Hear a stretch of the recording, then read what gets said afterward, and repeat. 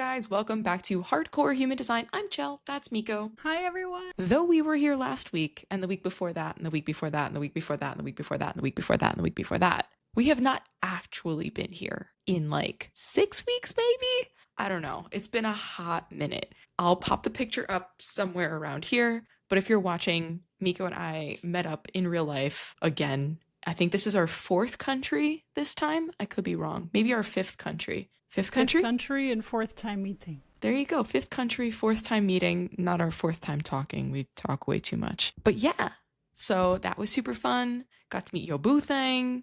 I've already met David, and that's just a vibe. And we got to explore Hawaii, which is a gorgeous state. And now we're back in real life. Miko's neck is exposed, meaning that it's warm in Spain, and I am bundled up, meaning that it's cold as shit in Australia. So all of that to say is we are back. This is as live as it's going to be for this week. And what's up, dude? Well, thank you for the intro. And yes, it was so amazing meeting you again offline. And when you said state to Hawaii, I was like, wait, no, that's a completely different country. I mean, that's what it felt like. I know it's part of America, but it definitely didn't feel like it. Dude, no, definitely not. It felt like island vibes. Like the plants looked like how they do here, but the birds were far less aggressive than they are here, which was quite nice. Yeah, and we took a crazy hike through a rainforest in Kauai, and while we were walking through it, mentioning or connecting it back to Australia, we were like, if we would be doing this in Australia, we wouldn't be doing this because there would be poisonous, dangerous animals out there, and here in Hawaii you're really safe, up to the point where we saw a tree that was kind of more or less caged in, and it had a huge sign on it. That was halfway through the track, by the way. They had this tree that was black, and it said, "Black Death, danger, do not touch." And I was like, well, by this point, I've touched every single tree on my way here. Why would they say it now? So from that point onwards, we were very careful which trees we would touch, but we did have to touch a few of them so we wouldn't fall and slip and trip and break something. But that was quite an adventure, but at least no poisonous or dangerous animals out there. Poisonous, no dangerous animals. But guys, let me tell you, going on a hike with a photographer, homegirl stopped like every 5 seconds. She's like, snap, snap, snap, snap. Ooh, under this bush, around this bend. Snap, snap, snap, snap.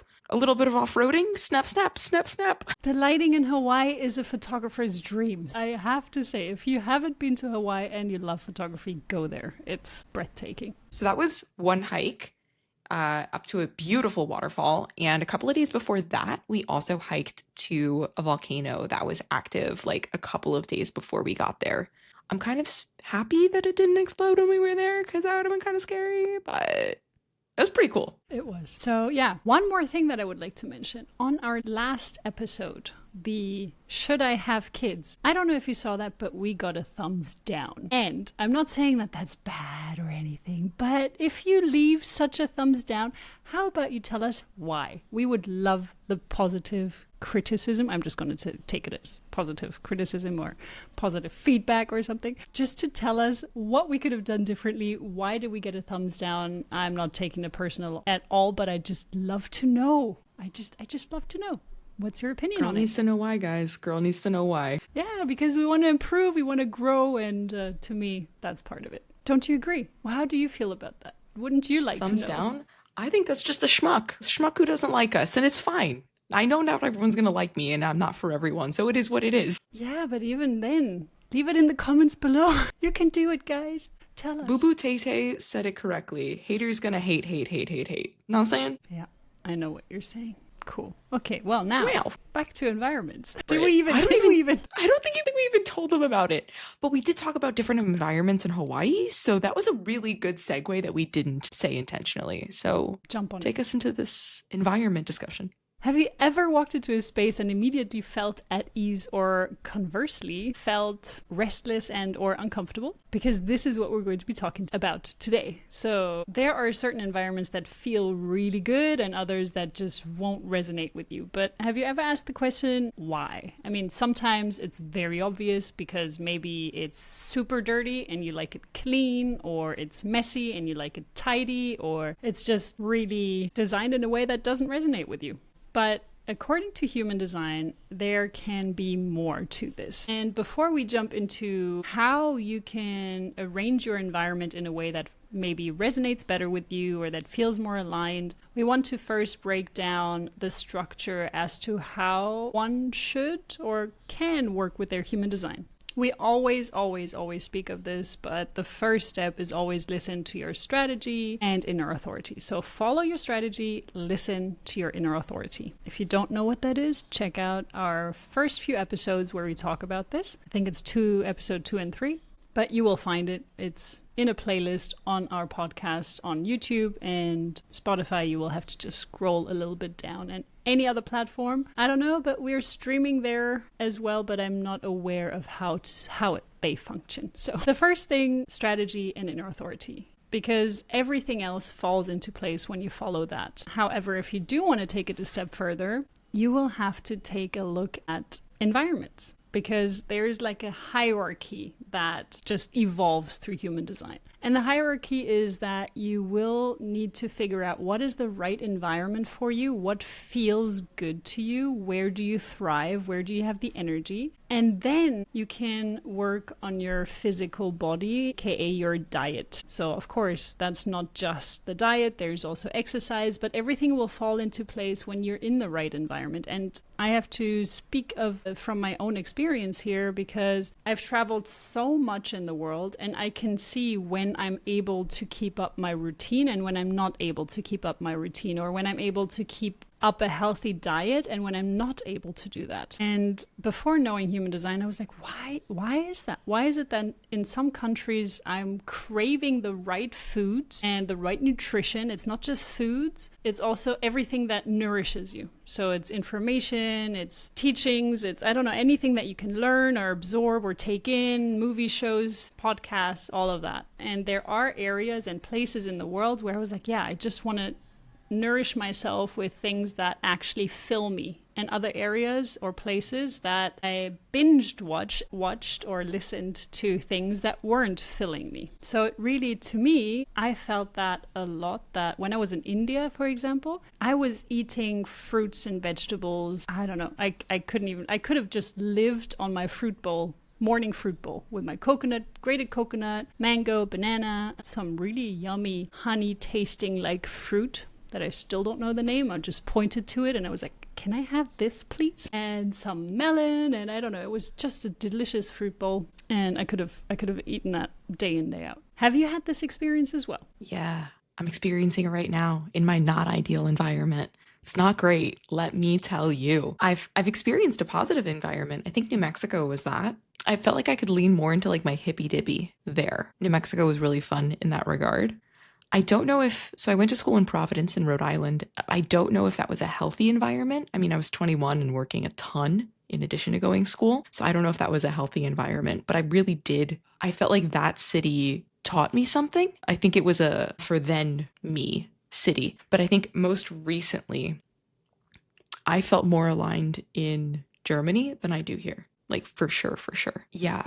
And I think some of it had to do with our physical location of where we were. And we'll get a bit more into the different environments in just a sec. But my environment, I think, aligned very well with the physical location that we were in addition to the community that I was around. And no, I could not speak German very well, but I feel like I had more community there than I have here. I feel very isolated here. Very interesting. But yeah, guys, long story long, environment makes a significant impact on what your potential is and like what you're putting into it. You can choose to eat garbage food. We're just going with the nutrition theme, but like you can choose to eat garbage food regardless of where you are. If you're in an environment, actually being in Hawaii was dope. Like there, we didn't eat out every night, like at all. Like we cooked at home probably like 5 of the 7 nights we were there. Truthfully. And that was really cool. But also I wanted to get up in the morning and go for a run. Like I wanted to take part in it. And here, it's not just because it's cold, but like I have to like really force myself to be physically active here, which is very interesting. So I think that there is some validity to that. And the other time I felt that was in the Virgin Islands. So I wonder, this is probably a whole different discussion, but you could probably lay this on top of like astrocartography and like super hone in on your ideal environment, on top of your ideal environment, you know? So Those are my 2 cents. I think that'd be cool too. Yeah, absolutely. I think astrocartography is a really good point to help you identify where your an ideal environment may be. We also covered an episode on this. This is episode 61, Where Should I Live? So do check that out if you want more insights on that. And the other point that you mentioned was the community. So when we're talking about environment, it is not just about the material place or the things that are surrounding you, but it is also about the people that are surrounding you, the energy that is surrounding you. And we're going to get to that connected to the variables. So looking at left versus right facing arrow, because that is going to play a role in how the environment nourishes you. But additionally to that, looking at who surrounds you and how you provide or how you create boundaries or how you bring in the right people into your environment. And we're not saying that you have to move. This is really an important aspect about this. The reason why we're creating this episode is because we want to help you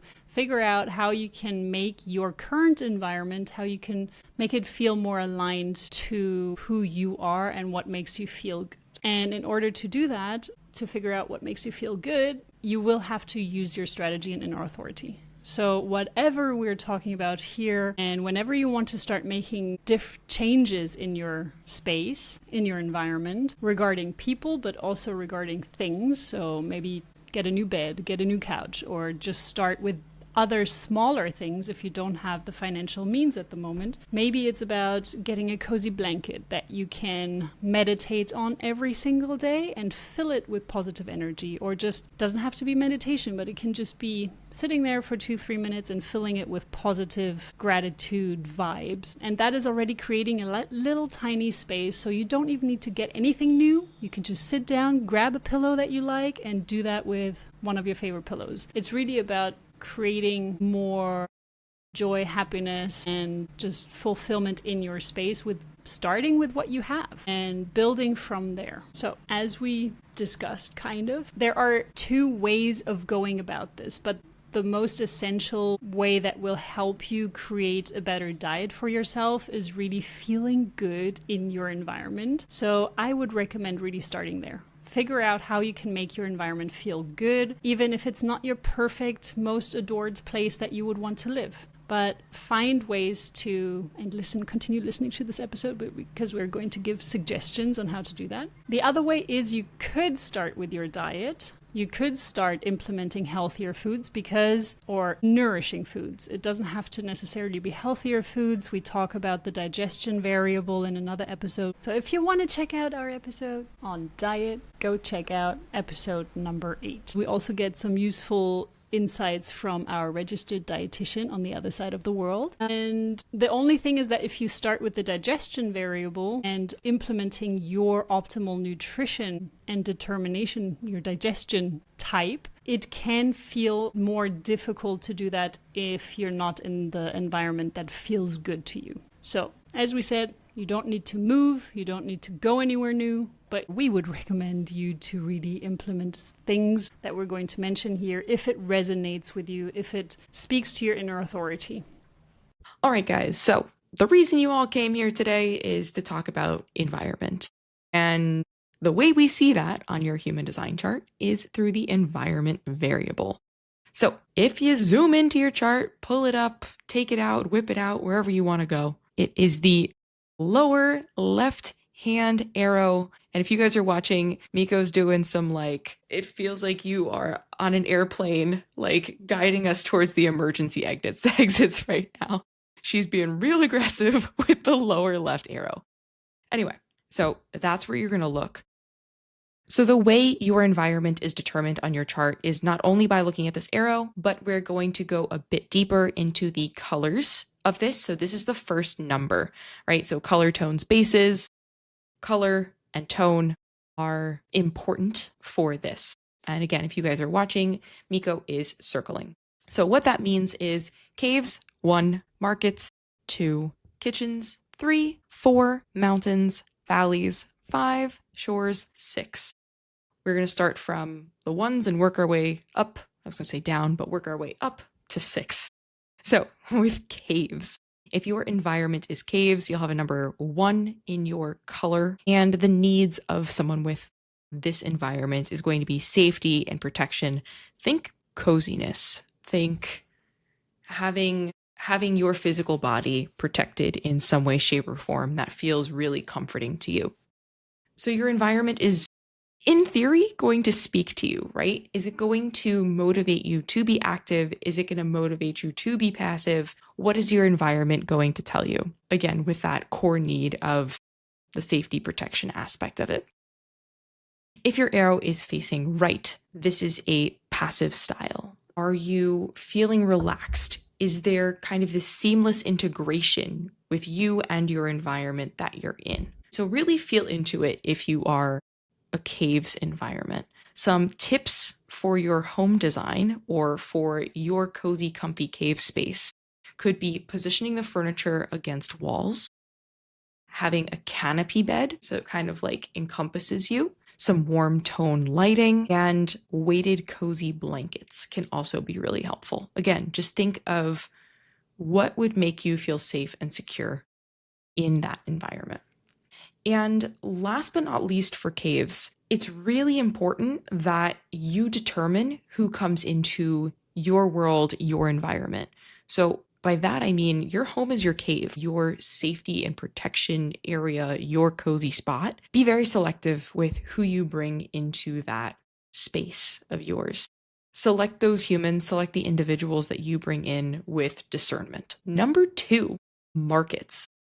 So the core need for someone with this environment is going to be a stimulating environment and having some type of exchange, experiencing that exchange, experiencing the hustle and bustle. Think of the name of this environment, right? Markets. What do you picture? For me, whatever reason, I picture like a fish market and things just going wild and crazy. And people kind of just being everywhere. There's hustle, there's bustle, money is being exchanged, people are buying fish flopping around on the floor, right? Like that's the kind of vibe that I'm mentally seeing when I think of markets. And someone with this environment will thrive in that kind of space. So if your arrow is pointing left, if you are an active market, feeling this is going to be internal, right? The environment needs to energize you through this variety, through a curated to you specifically variety in your world, in your life, right? So maybe fish markets aren't your vibe. Maybe, I don't know, a market in Marrakesh is your vibe. I'm not saying you have to go to Marrakesh. I'm just trying to give you the vibes of like what I'm picturing a market would look like and a varied market would look like. On the opposite side of that coin, a passive market. So if your arrow is facing right, you're going to feel into the actual external market, right? So it's not going to be how you're feeling internally, how the external world is impacting you. So is the environment going to relax you through that organic diversity, right? So it's very different. Think of active as wild and crazy fish market, Marrakesh, versus an external passive market where I don't even have a good example for that, but a more mellow environment where there's still exchange happening, but it is done more organically, less hectic, and really feeds your soul in a different way. And there's still a bunch of different things happening, right? But feeds your soul in a more relaxed tone. So to create this at home, think of creating some distinct zones in your home, right? And maybe this is like your living room has a specific vibe, your office has a specific vibe. If you live in a studio apartment, maybe you have like different corners and sections with different vibes. If you have the ability to rotate decor seasonally, this could be really fun to mix it up so that you're visually stimulated, your environment changes, and even being able to incorporate some global elements, right? So maybe you did go to that market in Marrakesh, or maybe you did go to a market where they sold seafood and other decor that looks like fish. Hang that up on your wall, like bring those global elements into your home. And also, it's really important to find the right people to exchange that information with. So not every environment, not every interaction is going to be the interaction for you. Who lights you up? What people in your world are engaging and are going to either excite you or relax you in that environment? So I find this is a really great point because here we're talking about having distinct zones. And when you are in a couple, then a lot of times two different types of environments are coming together. So I feel like having these zones, that's not just speaking to markets here right now. I'm more speaking to individuals / couples. But if you're in a relationship with someone that has a different type of environment, try to also create zones for each other. So one person will be able to decorate one space, the other one will be able to decorate another space, so that each one has a zone in your home where you both feel comfortable. And maybe they can merge, but if there are environments that don't really merge well together, so where there's a kind of a dissonance. So when you're looking at caves and mountains, markets and valleys, kitchens and shores, those have very different needs, but they're still in resonance with one another in some way. Whereas caves and markets, for example, they wouldn't really have much to connect with. They don't really understand their needs very well in certain aspects. So try to find compromises, and you could do that by creating different types of zones. This is just an example. If you do really want a couples analysis, understanding more as to what helps and what doesn't help in how to create suitable environments in your home, then you will need to get a personal reading. But for as basic as we can make it, this may be a way of navigating around it. Amazing. All right, on to color 3, kitchens. So the core need of this environment is creativity and gathering. If you are an active, meaning wet kitchen, a humidifier can be extremely important. So you can think of them as a literal kitchen, right? Like places where different things are coming together, where families could be coming together, where you're being creative in the kitchen. So a more humid environment for the active wet kitchen is preferred. And on the opposite end, a dry kitchen or the passive right kitchen needs a more dry, less humid environment. So in your home, if you are an active wet kitchen, it could be good to have a humidifier, or to, like, if you live in a humid environment, to like have the windows open, go outside versus having the AC on. If you are a passive dry kitchen, having a dehumidifier on, or if you live in a dry environment, dope, or having the air conditioner or heat on, like being a bit more dried out. Living with a wet kitchen, let me tell you, homeboy really loved all of the wet, sad places that we've lived and did not like, mind you, I'm talking about David as my homeboy, did not like the environment of Vegas or New Mexico as much as Florida, Germany, or here. Places that rain a lot, man. Wet kitchens, freaking love them. Anyway, home design tips. If you are a kitchen environment, making the home your hub, like the place that people like come to, right? Like you can surround yourself with people, find those groups to be creative with, and it can be in your home, which is really cool.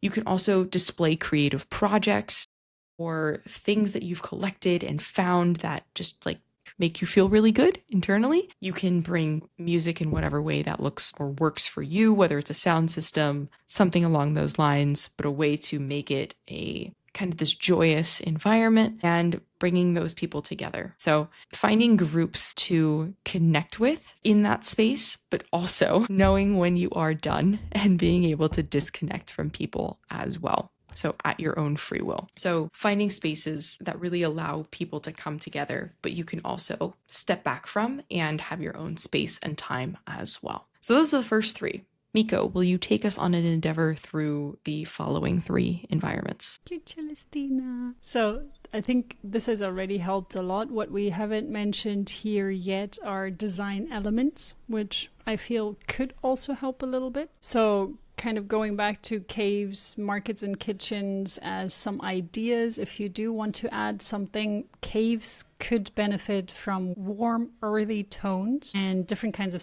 textures. Then we have markets, which are rich, varied colors and global textiles. And for kitchens, we have warm, inviting colors and natural wood. And me speaking as a wet kitchen, I do like humid weather very much. And I also like warm, inviting colors, but I also like my whites. But I do prefer like a beigey white, but I like everything to be very clean. And wood, yes, I love Ikigai, bringing nature elements into things. But now let's move to the mountains. And mountains are all about height and perspective. So elevation is very important for mountains. If you can be in an elevated space in your home, if you have a house, then try to be on more of a top level place. If you work in a house, if you have your own office, then being in an elevated space would help just your inspiration and your way of digesting information.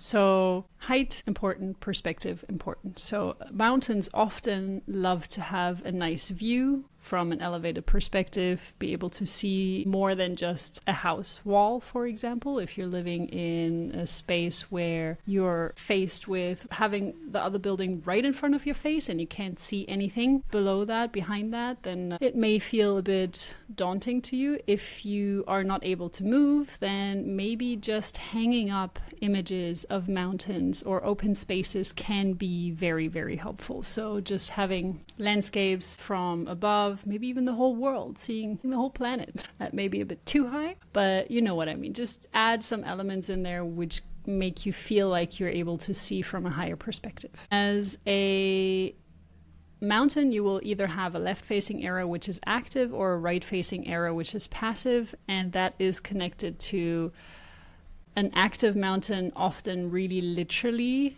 benefits from being high up, whereas a passive mountain can benefit more by elevating their perspective. It doesn't have to be a physical elevation of their perspective, but it can just be having a standing desk, for example, instead of having a seated desk. But then it also really depends on your type, which we're kind of going to be covering a little bit later, just because it's an important aspect of how to structure your environment. But yeah, keep that in mind, that mountains benefit from having an elevated perspective. If you're valleys, community and collaboration is important. So a bit similar to kitchens in the collaboration aspect, but I feel like for me, kitchens, I would rather have the ability to join the group that is creative and then step away again. Maybe that's my second line, my hermity line though. Also for mountains, another element that I forgot to mention regarding the design element, use light, airy colors or see how it feels when we're recommending these things. Does it resonate with your strategy and inner authority?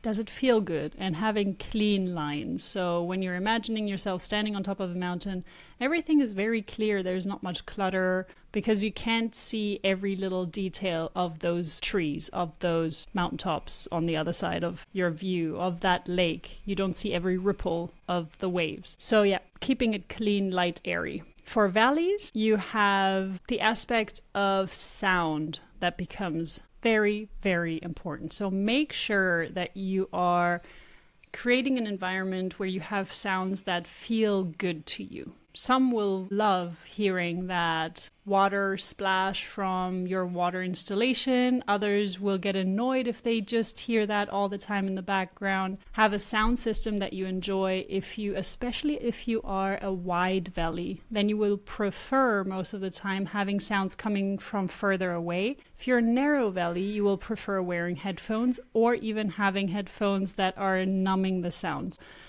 If you're opting for that, I'd recommend using headphones, not Bluetooth headphones, but instead having earplugs that can cover the sound. So I've heard that from quite a few narrow valleys that they like just turning off every sound around them, and that could be a way to go. As a home design tip, you will just make sure that you have the right type of sounds around you if you can. So if you are living in an apartment building that has very noisy neighbors that are yelling at each other all the time, or that have kids crying in the background all the time, and that is...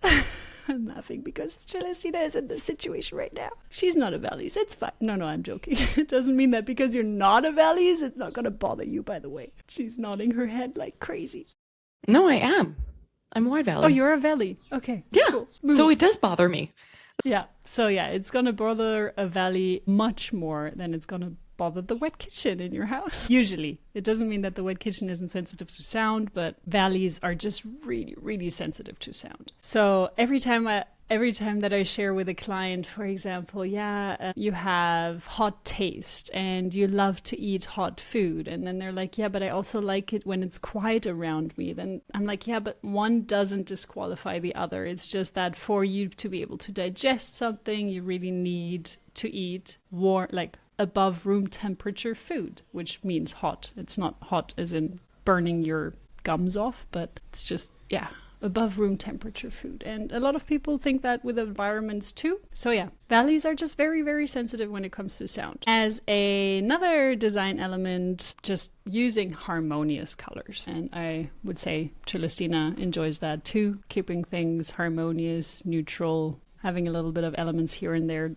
maybe that pop, but nothing too distracting. Then we have shores as a 6 color, and that is about transition and horizons. So you will have a natural shore and you will have an artificial shore, left facing natural, right facing artificial. And when you are a left facing shore, literally being at the border of a shore is very beneficial. But how do you implement that into your home? So it is really about organic boundaries and being able to, when you're sitting in the kitchen, for example, to be able to see the living room as well. And when you're sitting in the living room, being able to see the outside area of the house as well, or sitting on the porch and being able to see the inside and the outside. Really having this split view of things, being able to see both sides of things. And natural shores really is more about really natural nature-made boundaries, whereas artificial ones are things that are more man-made. So it's literally what it says. Or the word is actually this time, which is not always the case in human design, but it literally means what it says. So in that case, emphasize entryways and creating indoor versus outdoor spaces, so where you can see both sides. Also using contrasting materials and contrasting colors as well. So there are quite a few things that you can do without having to spend a lot of money. You can either choose to start with just filling your space with different energies. You can also start with decluttering. That's really actually where I start with my clients. Every time it's about the environment. For me, it's first about what don't you need? What doesn't fill you? What doesn't make you feel good in your space? Do you really still need that flower pot? Do you really still feel connected to that dress? Do you really still enjoy that carpet? And if you don't, take it out. Don't keep it because it's been there for years. If it doesn't fill you, if you look at it, don't keep it. So that's the first thing. When you're in your environment, look at it with new eyes. Don't go through it as if it was the first time that you're seeing it. Because a lot of times we just get used to seeing a space and we're not really looking anymore. We're just entering. We don't see the clutter and the mess that has built up in one corner. We don't see the paint that is chipping in another space. But really, enter your home and look at it with new eyes and declutter first. Let go what doesn't fill you. And then maybe add new elements. And it doesn't have to cost a lot. It can just be nature elements for the beginning. Go into nature, grab some wood, grab some flowers, dry them out. Put them in a picture frame. I don't know, it's not very feng shui though. Dried flowers, not a thing in feng shui, by the way. Don't do it if you're into feng shui. Get a real one. Don't bring death into your home. But yeah, dried wood is okay though. Dried wood is acceptable. It's so interesting hearing you be like, oh, yeah, if that flower pot hasn't moved in a while. We don't live in places for longer than 2 to 3 years. So it's really weird to think that something would be in a spot for longer than that. You know what I mean? And that is actually, I mean, as exhausting as it is to move all the time, but it keeps what you have to a minimum. It does. Usually doesn't go overhand because every time you keep packing up, or at the very least, when you're packing it out of the boxes, you're like, yeah, I don't actually need that anymore. And bye. Yeah.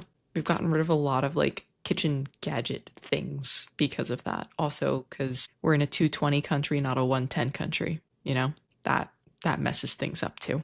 Yeah, that's true. That's a good point.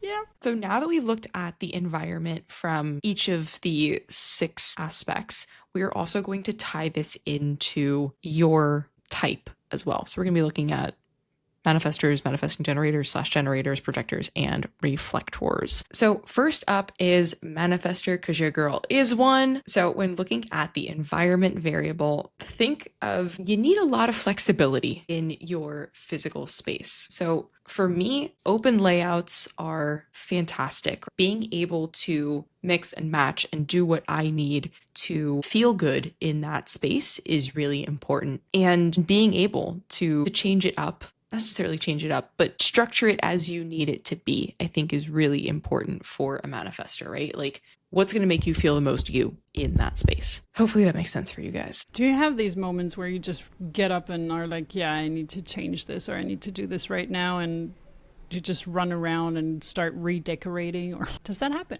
No, but I think if I lived in a place long enough, that would probably happen. I mean, this apartment. We've been here 10 months in this apartment. And prior to this, the last apartment we lived in, I was there for 8. I lived there for maybe a total of 8 or 9 months. So I get to do it enough. Also, with the furniture that we have in our current place, there's no other place it can go, right? Like, we're limited by the size of our apartment.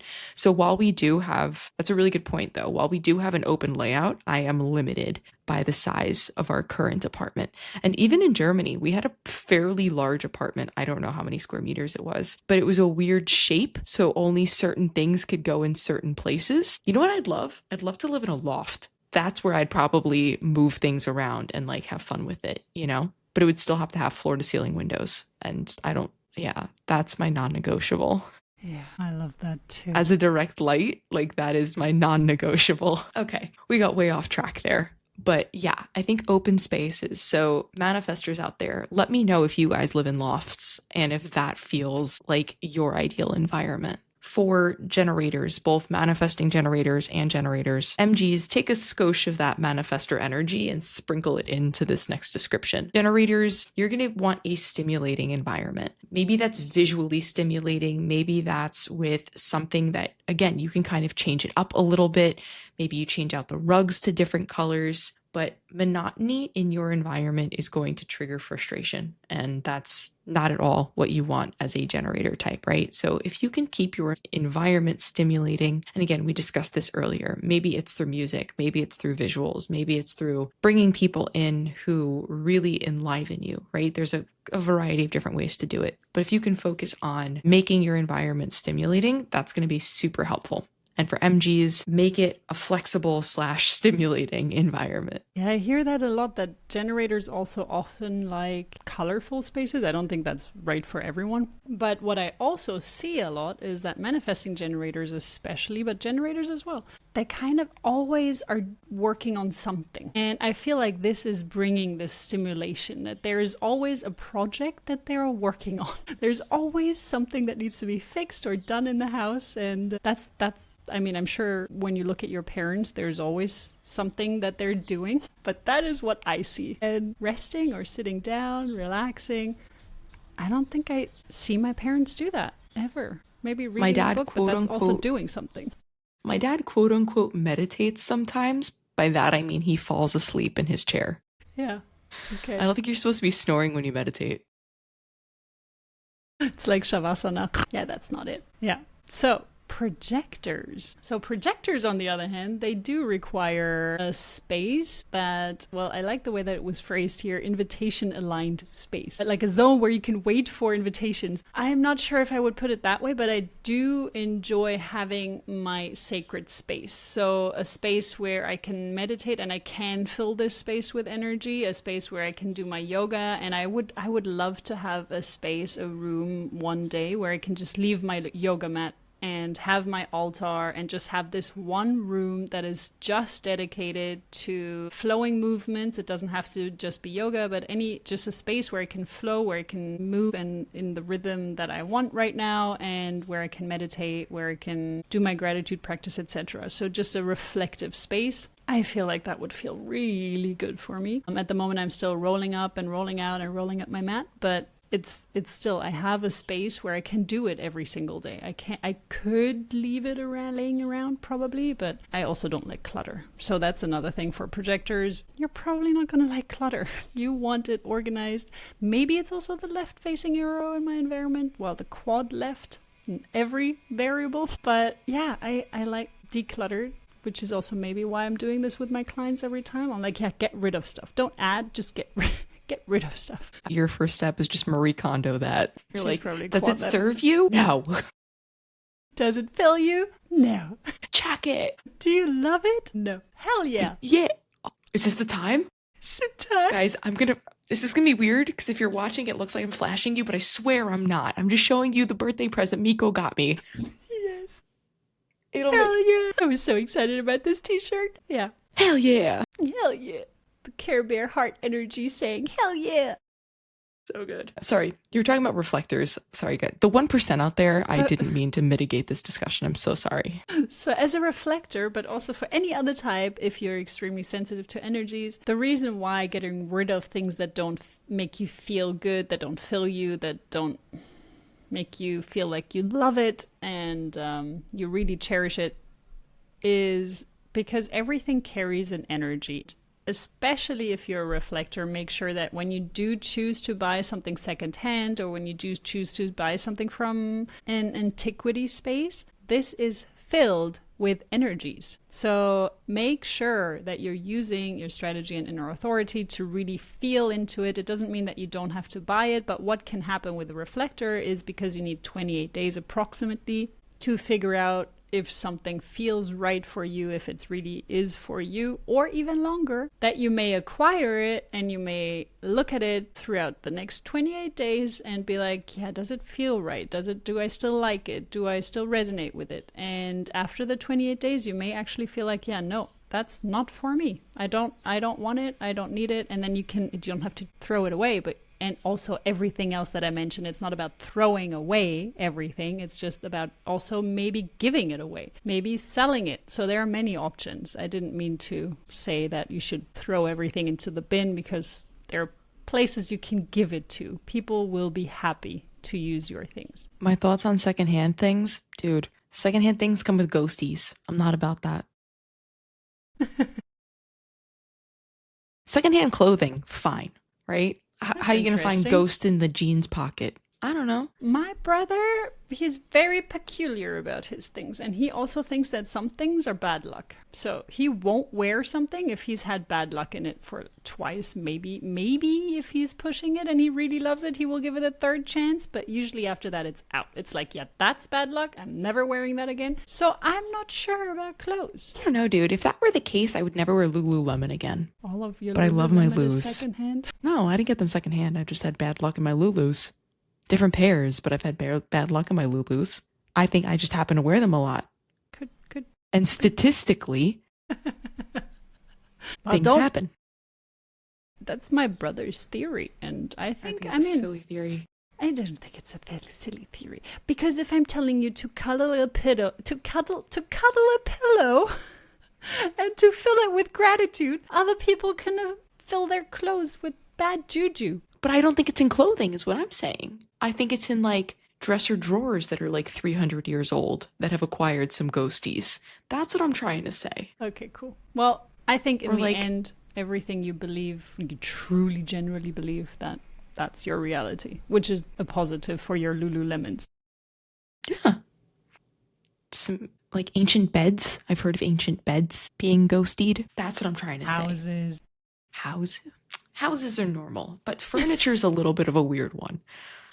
Okay, well, on that note, one thing that Miko is super passionate about is asteroids, and you can dive deeper into this by looking at asteroids. So if you want to sprinkle that on them, I think they'd enjoy that sprinkle. That's a very good point. So my absolute passion, and I love using asteroids in human design, thank you for mentioning it, is every time you look at someone's chart and you add the asteroids to it, you get so much more depth. And if you would look at your nodes and your incarnation cross and which asteroids are placed in there, this is a very, very, very top level explanation of all of that. But that can already give you some kind of an insight as to what would help enrich your environment, what would help you bring more structure into it or more flow if you're not a quad left person.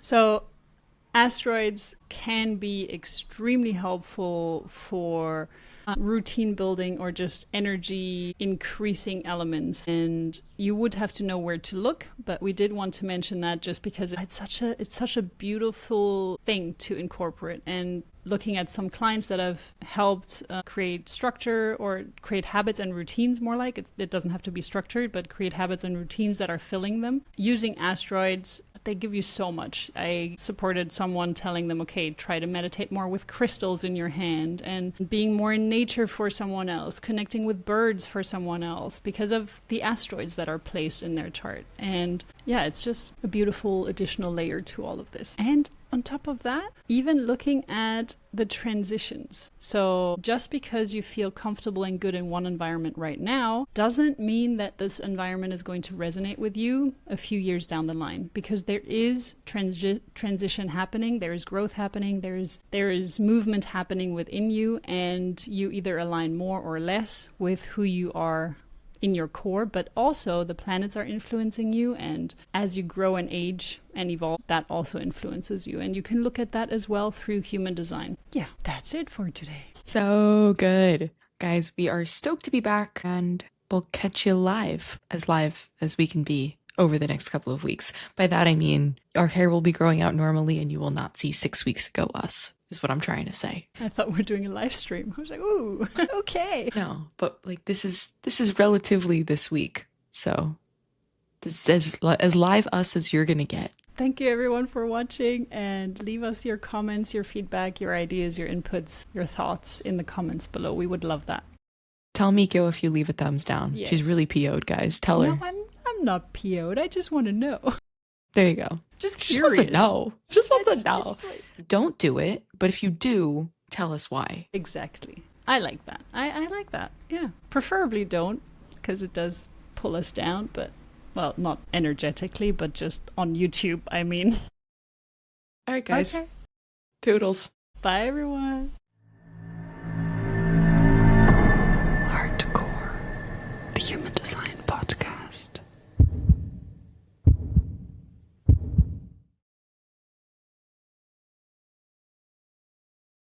Bloopers. Hello, is this thing on? Hello? Very good. All right. The eagle has We're landed. Gonna get back into Bravo. It. It's gonna fix his ear. Delta The eagle has out. landed. Oh my god, it's like our first time. Woo! It's been so long. All right. Ready? No, it's had some burger stuff on there. Someone hungry. I haven't had a burger in a while. We got a grinder. We got a meat grinder. So we've been grinding our own meat. It's been banging.